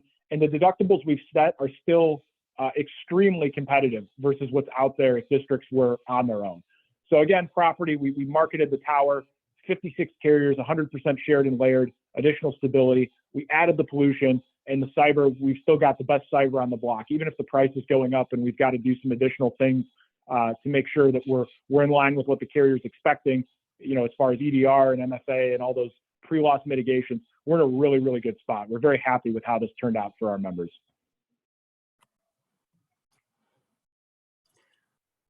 On Quick the screen, overview of the operating budget. Yeah, you'll ahead, see. Jack. Yeah, you'll see the operating budget here. This is included. Byron had mentioned previously we had incorporated both the E&O, D&O, and employment practice and crime for board coverage. This is denoted through your operating budget payment that you'll see as it relates to the 88 members and the contribution per member. You'll see a little bit of an increase due to legal services that we anticipate due to some of the work needed for a surplus return policy and that we will be undertaking again here in 2022 with our new legal group. So ultimately this operating budget has in fact been approved, and you will see that denoted on your overall pricing page through the district. So when we look at, again, as Byron mentioned, talking to you about how the sausage is made and giving it to you all on how your individual pricing is developed, we actually have developed a debit and credit underwriting methodology that we incorporated within the pool for the first time at last year's renewal. So as a quick look back on the loss fund debit and credit, which is a high level viewpoint of an underwriting methodology that will essentially reward strong members that are not having claims and be a little slap on the wrist for districts that have had claims to give them a little higher contribution to make up for the losses in which they've pulled out of the cooperative through their period of being involved in KERMP. So just as a look back, we work with, in fact, an actuary, Millman, to develop such debit and credit. So it's done by an independent third party. And as a reminder, last year in 21-22, we had worked with our primary and original 22 members of KERMP to undertake a debit and credit for the loss fund at a 20% swing on the contributions for that loss fund. It's been a successful year with the first 22. So here in 22-23, we will be adding a debit and credit for the rest of the membership to follow in that same tune that we did last year, to a tune of 20% debit credit for the loss fund. And when we look at how this loss fund's actually allocated, it's done on an exposure basis as well as a portion of your losses. So your losses make up 80% of that debit credit, and your exposures, what your actual tangible buildings, your student count, your actual vehicles that you have within your district, make up the other 20%. So it has a strong weighting between evaluating the losses in which you've had, right? Your actual physical losses, but then your exposures, which would be the potential that you have for a loss in the future. So as we look at a recap, again, we did a 20% debit or credit on the loss fund. So when we look, again, a specific reminder, it's a swing on just a portion of the overall contribution into the pool, right? So when we look at the total cost of the pool, this is not a 20% swing on that total contribution. It's a swing on a much smaller amount, which is the dollars in which we control as a cooperative, right? Because if we have less claims as a district, as we continue to invest in our loss control, we are increasing our net position, which allows us to return surplus back to the members. All losses will be capped at the self-insured retentions for both property and your casualty. And this is, again, part of that natural maturation of a pool, and new steps that are taken on once you get to the size that we are today. All of our other pools that we run nationally have debit and credits, and it's a method to provide fair and equitable pricing to each member now and in the future. Byron, really overly simplistic way to think of it is roughly 75% of your bill are pool rates, and roughly, it's more like 80% now, really. Roughly 20% of your bill is subject to your own district's performance, for lack of a better term. That's an oversimplification, but that's why we've done this. You know, the board is probably going to look at tweaking this in future years and future renewals to keep up with changes in the marketplace, as well as what our members' losses are. But the whole idea behind the philosophy is that the pool should provide more stability and better terms than what you get on your own. But we've got to find a balance where not everybody can pay exactly the same rate. You know, if we do that, our good members may be able to find a better price somewhere else eventually. I'm not saying that they can today. I don't think that's the way that it is at all. But inevitably, we're going to have people with better loss history than others. And so we've got to have some element where we price people appropriately, despite giving them the insulation of the group. That's the philosophy. And just for the members, to make sure you understand this, while that 20% is on a small portion of your bill, to KERMP's insurance thing, we as the original members felt like it was applicable to all members going forward for this year, but it is a subject that we plan to look at over this next year, whether or not we need to adjust it, and we will be seeking member input on this. So you will be asked to provide some information concerning the loss, the 20%, positive or negative, on how it affects your district and what do you feel is equitable for members going forward. So we'll be presenting information and we'll be seeking some feedback.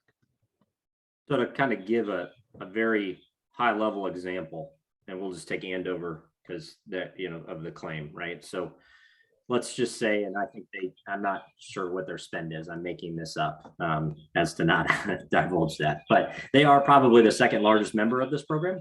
So let's say they pay $500,000 on terms of fixed costs, and then their loss fund's $100,000. But what this debit credit means is that $100,000 can go up or down 20%.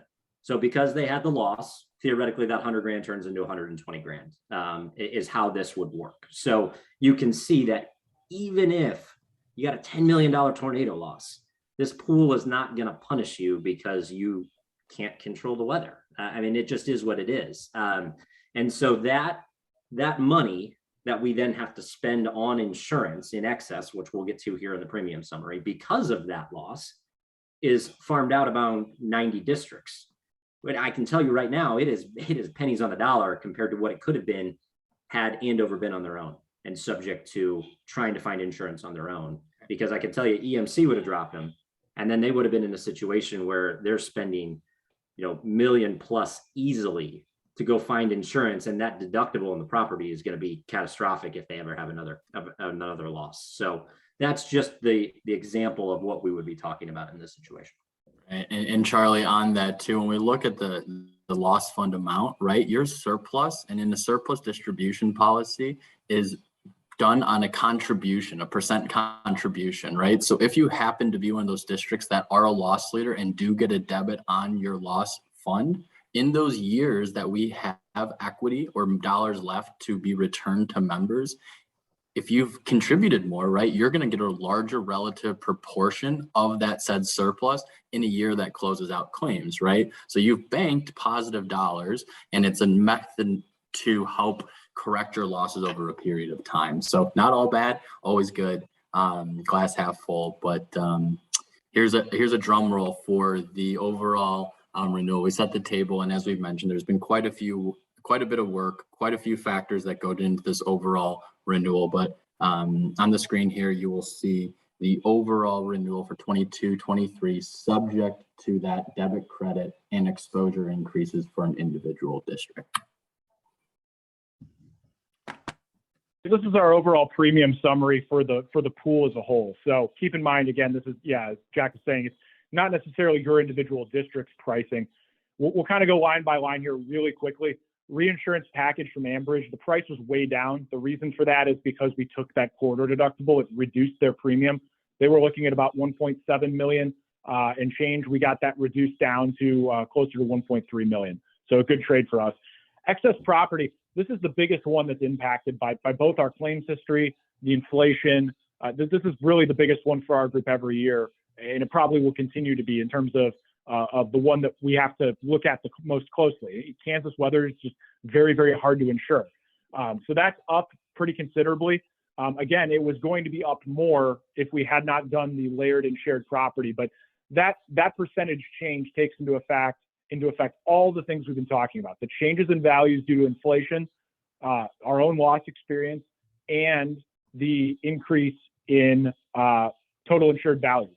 So there's quite a lot going on in that excess property line. That was our biggest overall line of increase in terms of dollars, and it really has been the last couple of years. To a certain degree, there's just no escaping it. It's the state of the marketplace, and the state of the economy has a lot to do with what we pay there. Boiler and machinery, we actually got a nice reduction, which was good to see. We did some marketing and made a change there as far as our carrier to get a nice little reduction. Cyber liability, we reviewed. CFC, it's a big increase percentage-wise, our biggest increase in terms of coverage, but it's a win. I mean, really compared to what districts are getting on their own out there in the marketplace, if they can even find coverage, it was actually a big win for us. And it's going to continue to be another area of focus along with the property. Our Crisis Protect, this is fantastic. I mean, we got a really, really stable renewal on the Crisis Protect, and that's in spite of everything going on in the world right now. You would expect with all these school shootings and everything that would be a more difficult line for us, but thankfully that's been really good. I hope that is the one line of coverage we never have to use, but it's good to know that we have. Loss fund's up a little bit. Again, that's partially rated on exposure, partially rated on loss. Some of it's marketplace driven. That was up a few percentage points, but again, that's our own money. That's our self-insured portion of the program. So, you know, in terms of where do we want to see an increase, that's probably the quote unquote best area, if you could use that word.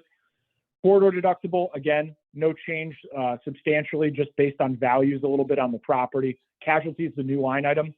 Our claims administration fee, we got a huge reduction last year because of COVID. So that fee is based on a rate per claim, how often we use the GB claims team. And so last year we were well into the 200,000s. We got a massive reduction last year because we just weren't having claims, with a lot of districts either closed or just not operating with the capacity that they were because of the pandemic over the last 24 months. It's really just gone back to normal. So it's a big percentage increase, but in terms of overall cost per claim, the fee on that is actually only up 3%. It's just that we're back to having our expected amount of claims, and so we've got to use the claims team more. Loss control is flat. Operating fee went up because of some of the additional coverages and services that we talked about that KERMP is going to be offering. Our fee is in line with the rest of the service providers for the pool, where it's tracked per our contract. Some of those are inflationary based on overall program contributions, so you can see those increases there. Total premium per expiring, 22.25%, up from last year. So that's dollar for dollar overall pool increase. We were about $18.5 million program last year. We're about a $22.5 million program this year. We did add the pollution coverage at the bottom, which added roughly a point onto the overall net impact. When you factor in the exposure increases that we had to do on the property due to inflation, obviously it doesn't affect, the dollars are still the dollars, but our overall rate, if you take the exposure out of the equation, was actually under 15%, with a little over 15% with the pollution. So, overall, it was a pretty successful renewal in terms of rate. It's just the inflationary impact is about a third of the total overall increase. So, considering what we've had to face this year with cyber, with property, with the economy, we're actually pretty pleased with how it shook out. We wish we were delivering a decrease or a flat renewal, but unfortunately, that's just not a reality right now for insurance buyers in the state of Kansas. So, when we had met back in, our mid-member meeting in January, we had said budget for a minimum 15% increase. We really kind of hit that right on the nose in terms of the overall rate that we saw. It's, unfortunately, back in January, we weren't seeing 8.5% inflation, and we weren't aware of the impact that was going to have on the renewal. So if you take that piece out of it, You know, the Gallagher team crystal ball of just kind of trying to predict the marketplace was pretty spot on. We obviously didn't know we were going to take a tornado either, but that's obviously always a potential possibility in Kansas. Yeah. Hey, Jack, if you could go back to that last slide, I'd like to address Doug's question from earlier. I'll start by going to the bottom. If you look at the exposure increase, that's 7.6. It's very difficult to quantify that number when you're talking about different lines of coverage, right? But that 7.61 is for as a show and tell number. That's property.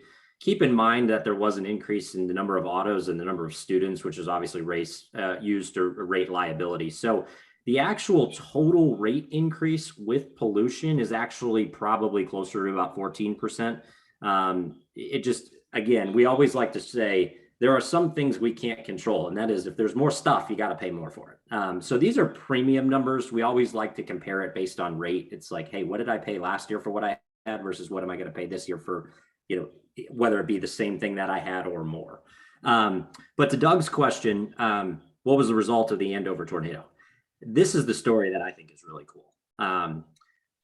The premium before the Andover tornado was $10.95 million. It jumped to 11.55. It was a $600,000 increase. And because we got a little bit creative on how we were doing things, we brought it down to what is arguably, let's call it a $200,000 total increase, right? The question we got for the first time we presented this was, well, you would have whittled down that same amount of $400,000 off of 10.95 million, right? And the answer is no, because at some point the insurance companies are saying, it doesn't matter whether you had the loss or you not, this is what I need for this account. Well, the price jumped, and then we were able to kind of strategically say, okay, who wanted more for the loss? Well, okay, this piece of it wanted more for the loss. So we're going to replace them with somebody who's not going to pay the loss, or we're going to replace them with somebody who wants to be a little bit more aggressive. They wouldn't have done that pre-loss. They will post-loss. So it is about a net $200,000 effect to the overall pool, which if you look at the actual percentage basis, I mean, I use pollution as the perfect example here, right? At $185,000. The net overall effect to that is, let's call it less than 1%. And I think that's the story of why KERMP is so powerful. When we have shock losses like this, we're so big, it's very easy for these insurance companies to get their money back. I mean, if you actually do the math of the layers, it'll take those first $10 million of insurance, which is priced right at about $6 million of that total cost. It'll take them 3 years to recoup their money as if they run clean. That's called a 3-year payback window. In insurance, that's a gold mine for insurance companies. They're usually looking at 10 to 15 years in terms of recouping loss. So that is why KERMP works. KERMP works to sustain those types of losses because there's so much premium in the marketplace. It's very easy for us to say, it's just another blip on the radar. It's going to happen. It's Kansas, and let's all move on down the road.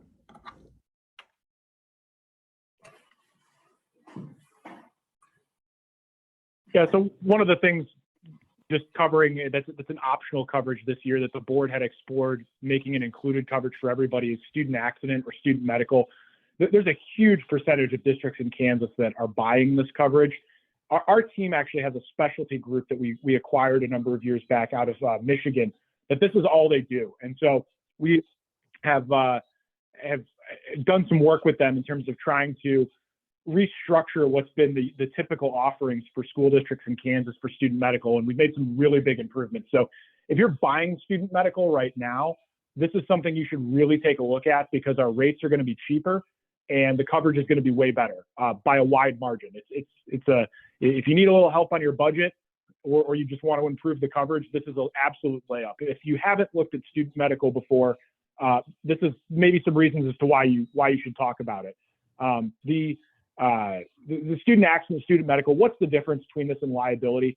If you have a kid that gets injured on the playground and you don't have student medical coverage, you know, the liability falls, or excuse me, the burden of proof falls on the parents or the plaintiff of that kid if they want the school district to be responsible. So if they don't have medical insurance on their own, they're going to have to go get a lawyer and try to prove, hey, there wasn't adequate supervision. Hey, the wood chips weren't thick enough to pad the kid when they fell. The monkey bars weren't screwed in properly by the maintenance team. There's got to be some allegation of fault. It goes to court. It puts the parents in a situation where they feel like they have to sue. So what is student accident or student medical? It's first party coverage where we don't have to take something to court or try to prove negligence. It just covers injuries that are incurred by kids, by your students, whether they're participating in athletics, whether it's on the playground, whether it's on a field trip, any school-sponsored event or activity. It pays accident-related medical expenses, including out-of-pocket, such as deductibles and copays, 100% reasonable and customary. It provides excess and secondary over the parent's primary insurance. So there's a benefit to all students. If your injured student has insurance, it's going to pay any deductibles, copays, and anything in excess that's not covered by the medical insurance. It basically wraps around that student's family's insurance. If they don't have insurance, if they're an uninsured student, then this becomes primary. So, one of the things, it's not a perfect track, but we always ask districts, hey, what's your percentage of free and reduced lunch? Because I'm betting a lot of kids on your free and reduced lunch. I'm just going to go out on a limb and guess that they probably don't have health insurance by virtue of their parent or legal guardian. Or if not, there's probably a pretty good statistical crossover there. So it provides 2 years of benefit. And what we do is we provide it in 2 layers, a basic and a catastrophic plan that when you combine them, provide up to $5 million per claim, per student, per injury. Jack, if you flip it. So a couple of claims examples. These are real claims examples from our client. Pennsylvania K through 12 pool claim. This is one of mine. A kid fell off playground equipment, injured arm, no primary insurance at home. Medical bills were almost $100,000. Blanket student accident policy pays the bills in full. All the medical bills through the provider. No need to get an attorney. No need to sue the school, the district. No need to put the parents in that awkward position where they feel like that's their only recourse because they have no way to pay the medical bills. Michigan, trip to a cemetery. A pillar fell on a student and was airlifted to hospital. The kids were screwing around. Over $100,000 in medical bills. No primary insurance. Again, paid for everything. So it's a really valuable coverage. We're aware that the state in Kansas provides coverage for athletics, for intercollegiate, football, things like that. I've always hesitated. I wonder why more parents don't ask the question, why are we only covering kids when they're playing football? Why aren't we covering all students for medical? So base coverage provided by Guaranteed Life Trust. It does have the broadest coverage and the most competitive rates. You can see the rates there at the bottom. They're ultra competitive. Unlike a lot of the plans that are out there now, it's full coverage. It pays for all reasonable and customary expenses. There's no, hey, you get this much for a surgeon. Hey, you get this much for an emergency room. None of that. And unlike a lot of the plans out there, there's no co-insurance. Most of what we've seen out there requires the district to put up 20% of the deductible, which can get expensive. Kids do get hurt. I can attest to that. I have a 2-year-old. He gets hurt all the time. So the catastrophic coverage, the rate's a little over $1 a kid. It's again, really, really competitive, wrapping that together. So if your district is not taking advantage of this, please reach out to our team. We can get you an application. What are the benefits to you? Positive public relations. You're saying, hey, to the community, when your kids are here, if anything happens, we're taking care of it. You don't need to sue us. You don't need to make it a big to-do. We're taking care of those expenses. If we really are going into a recession here, we tend to see these claims increase during recessions. If people are unemployed, don't have insurance, there's more of an incentive to get an attorney and sue school districts. Peace of mind. All students and athletes are covered. All the healthcare costs are covered. The leading cause of emergency room visits is 12 to 17-year-olds for sports-related injuries. But as we've seen, kids just get hurt. So it is a really, really good thing to look at. Again, KERMP's not providing this to everyone this year. It was discussed at the board level in depth, but it is an optional coverage. So please let us know if this is something you want to take advantage of. Well, and Byron, on that same component, understanding all the workloads that you all have on your plates, what we wanted to do is mitigate that workload and still be able to offer that benefit to each and every one of you. So on the screen, you will see a streamlined, simplified application that we've worked to create with First Agency to be able to quote you all on your individual student count breakdown for both, K through 8, 9 through 12. And on the screen, you will actually see the rates associated per those various classes, the premium associated with it. So if in fact your district is interested, all you need to do is select the class, total up the premium, and sign and send back to Kyle McWeeny from First Agency, and we'll develop a proposal and handle everything for you on the back end. So something to keep in mind, as a member of KERMP, you will all receive this application pre-populated to show you what the cost would be for your district for both base and catastrophic student accident. In the event you want to purchase, please send back. Hey, Jack, Byron, I put this in the chat. I just want to make sure that I accurately represented this. But at one point in the last couple of days, there was some conversation about Kyle actually sending out quotations to the KERMP membership. Is that still a thing in my? That's this. It is. Okay, That's cool. this. That's this. Yep. It'll probably be happening over the next month and a half or so. So yeah, you will all receive it. So Kyle McWeeny is the name to recognize from First Agency, which is a sister company of Gallagher. But you are correct, Charlie. That'll be sent to each individual district directly with your information specifically. Great. And that application, then, if you wanted to proceed with the quote, would follow. And it would almost be like a verify what's on the application, sign it, send it back to us. The application is the quote, because it's just student count times by the rate equals the premium. So all you have to do is sign the quote or the application that you see on the screen and select the class, and we're good to go. And Doug, another question in the chat box, and I just responded to it, but just to make everybody aware, it's all of these policies are actually done right before the start of the school year. So as opposed to KERMP, which is a July 1st effective date and renewal date, these policies are all actually August 1st. So it's not we're not shoving this down your throat, so to speak, and saying, hey, you've got 1 month to decide. There is some time to be had here. Yeah, and as a point of reference, about 1/3 of the KERMP membership is already buying student accident.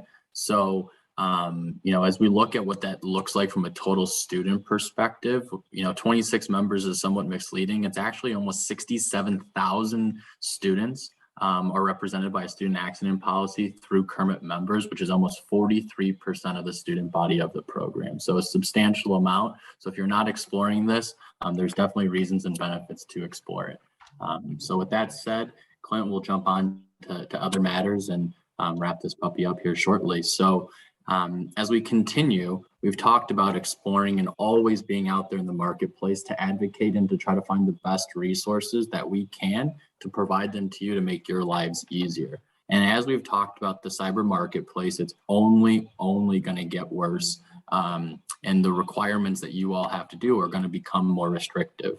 And so one of the components that we've seen in this space, and many of you have probably already had these conversations with your technology team, is to develop a penetration test for your cyber vulnerabilities, right? Which is really going to be an in-depth view to say, where are you actually exposed and where are your controls strong, right? Yeah, you might be doing the things that insurance is requiring, but should you be doing more? And should you be proactive so that every time an insurance requirement comes out, you're not scrambling to IT to try to make sure that that's required, right? So what we have done through the schools that we work with around the country is we have actually been able to negotiate discount rates for KERMP members through an organization called Secure Halo, which can actually provide you a discounted cyber test for both internal and external, right? White box or black box, which is essentially meaning, do they have prior knowledge of your security controls to get into your system, or are they going in completely blind, right?